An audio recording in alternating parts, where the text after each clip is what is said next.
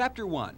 This store is owned by Mike Powell, which explains why it's called Powell's Bookstore, and which also explains why Powell's has the second largest private collection of new and used books in the nation. Mike Powell is bound by books. Well, it's frustrating because, of course, you want to get into it deeper than any one person has time to get into it, but it's a pleasure to deal in something which gives a continuity to your culture and pleasure to so many customers. It's a lot of fun to be in the book business. Chapter 2. Within the store's 30,000 square feet, Mike has amassed nearly 1 million books. They contain a variety of subjects from art history to Western civilization. Now that's great for Powell's customers who love to spend hours browsing down aisle after aisle, but frankly for us, it was breathtaking.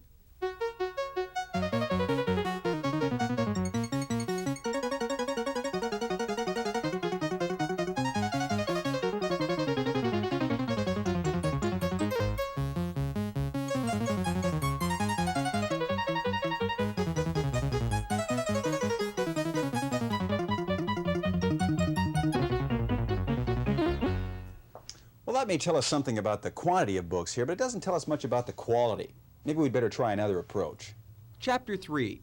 Some people have discovered Powell's quality with some bookkeeping tests. The other day we had a lady come in and apologetically asked for a book. She knew neither the title nor the author, but she did know it was blue, and it contained a series of essays by someone from Field and Stream. And out of that bit of information, we realized what she was looking for was Patrick McManus's latest book. Chapter 4. But the best way to test the quality of the written word here is simply to read it. From one of my favorite books, the Lewis and Clark Journals, this is Christmas Day, 1805.